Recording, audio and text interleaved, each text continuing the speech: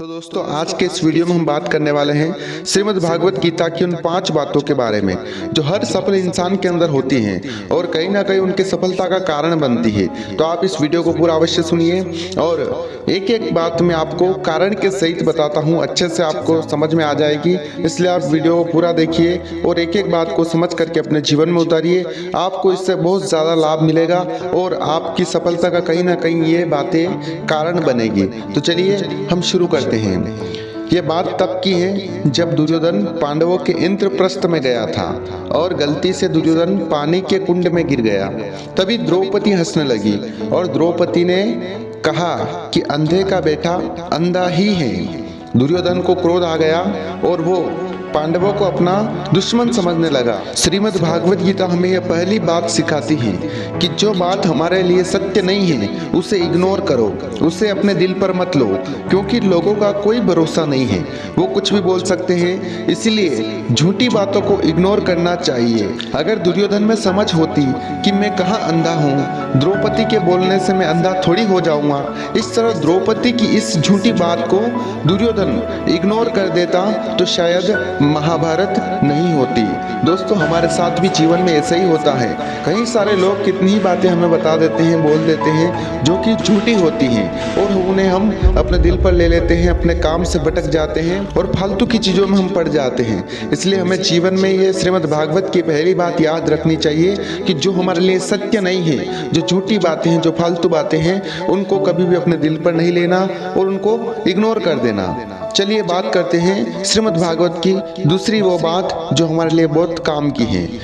जो हमारा नहीं है उस पर अपना अधिकार नहीं जमाना चाहिए। ये श्रीमद् भागवत की दूसरी हमारे लिए बात है, दूसरी सीख है। हस्तिनापुर का पूरा राज्य पांडवों का था, परंतु दुर्योधन ने उस पर अपना अधिकार जमाया, इसलिए महाभारत का युद्ध हुआ।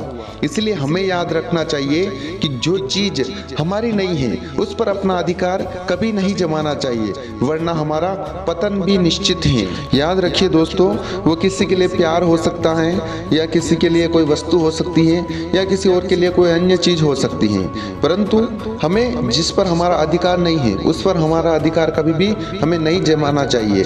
याद रखिए, अगर आपको कुछ पाना है तो आप उस लायक बन जाओ कि लोग खुशी खुशी आपसे प्यार करें, खुशी खुशी वो चीज आपको मिल जाए, खुशी खुशी आपको सफलता मिल जाए। अधिकार जमाने से कुछ नहीं होने वाला, अधिकार जमाने से उसका परिणाम बुरा होता है। इसलिए श्रीमद् भागवत की ये दूसरी बात हमें हमेशा याद रखनी चाहिए। चलिए बात करते हैं तीसरी बात के बारे में। तो श्रीमद् भागवत की वो तीसरी बात है जो हमें सिखाती है कि हमें अपने दुश्मन को कभी कमजोर नहीं समझना चाहिए।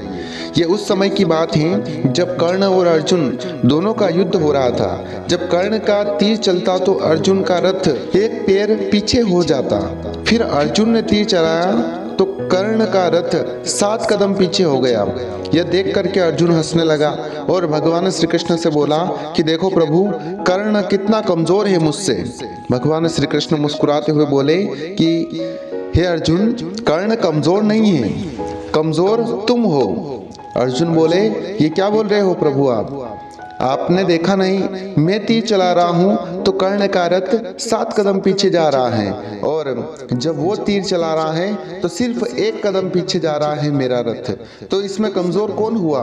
भगवान बोले कि अर्जुन, शायद तुम्हें पता नहीं है, शायद तुम भूल गए हो, तुम्हारे रथ के ऊपर अनंत बलशाली हनुमान जी महाराज विराजमान है और उसी रथ पर मैं स्वयं इस पृथ्वी का भार ढोने वाला स्वयं परमात्मा में विराजमान हूँ। फिर भी कर्ण इतना शक्तिशाली है, मेरे और हनुमान जी के भार भरे इस रथ को 1 कदम पीछे हटा देता है। तो बताओ अब ताकतवर कौन है? दोस्तों ये श्रीमद् भागवत गीता की हमें तीसरी बात सिखाती है कि अपने दुश्मन को कभी हमें कमजोर नहीं समझना चाहिए। क्या पता वो आपसे भी ज्यादा ताकतवर हो, चाहे वो आपके बिजनेस में हो, चाहे परिवार में हो, चाहे आम जिंदगी में हो, परंतु हमेशा अपने दुश्मन को कभी हल्के में नहीं लेना चाहिए। श्रीमद् भागवत की चौथी बात हमें सिखाती है कि एकता में वो ताकत है कि जो काम नहीं हो सकता उस काम को भी पूरा किया जा सकता है। पांडवों में 5 भाई थे और पांचों में इतना प्रेम था, इतनी एकता थी कि कोई भी एक दूसरे की बात नहीं काटता था। इसी वजह से वो पूरी महाभारत का युद्ध जीत गए। परंतु दुर्योधन के साथ में 100 भाई थे। ये 100 भाई मिलकर के एक साथ तो थे, परंतु इनमें ऐसी एकता नहीं थी, एकजुटता नहीं थी, इसलिए वो इस युद्ध को हार गए। तो ये सिखाती है हमें श्रीमद् भागवत की चौथी बात कि जीवन में एकता रहना बहुत जरूरी है। जो काम अकेले से नहीं हो पाता है, जो काम संभव नहीं हो पाता है, उस असंभव काम को भी कई लोग मिलकर के उसको पूरा कर सकते हैं। आप भी अपने बिजनेस में हो तो एकता रखिए, चाहे किसी जॉब में हो तो भी आप एकता बना करके रखें। अपने जीवन में भी अपने परिवार में एकता बना करके रखें। सब एकजुट होकर के रहे ताकि आपके ऊपर कभी कोई किसी प्रकार का संकट भी आए तो उसमें आप सभी मिलकर के उस संकट का सामना कर सके। आप कभी टूटोगे नहीं, संकट से सामना करोगे और अपनी सफलता को प्राप्त करोगे और आगे बढ़ते जाओगे जिंदगी में। चलिए बात करते हैं श्रीमद् भागवत की 5वीं और लास्ट बात के बारे में। श्रीमद् भागवत गीता हमें ये 5वीं बात बताती है, सिखाती है कि जीवन में अगर सफल होना है, सफल रहना है, संपत्तिवान बनना है तो हमेशा अपने मार्गदर्शक को बनाए रखना। यानी कि जीवन में एक ऐसा व्यक्ति को साथ में रखना जो आपको सही दिशा बताए, सही मार्ग बताए और आप जब भी संकट में हो, परिस्थिति में हो तो आपके साथ खड़ा रह करके आपको सही से गाइड करे। जैसे अर्जुन और पांडवों के साथ में भगवान श्री कृष्ण थे, उन्होंने भगवान श्री कृष्ण को अपना सखा बना करके अपने साथ रखा, दुख में सुख में हमेशा साथ रखा कि वो उनको अच्छे से गाइड कर सके कि क्या सही है क्या गलत है बता सके। परंतु दुर्योधन ने ऐसा कुछ नहीं किया। दुर्योधन ने अपने मन से ही सारा काम किया, इसलिए उसका पतन हुआ। तो जिंदगी में श्रीमद् भागवत की ये 5वीं बात हमें बताती है कि जीवन में सफलता पानी है, सफलता पाते रहना है और एक सफल इंसान बन करके अपना जीवन जीना है, अपना पहचान बनानी है, कुछ बड़ा करना है। तो जिंदगी में हमेशा ऐसा एक व्यक्ति चुन करके रखे जो आपको समय समय पर गाइड करे, अच्छी शिक्षा दे, अच्छा बताए, सही गलत के बारे में समझाए। ऐसे व्यक्ति को आप अपना हितैषी बना करके अवश्य रखिए। तो दोस्तों ये थी श्रीमद् भागवत की 5 बातें जो हमने आपको साथ में शेयर की हैं।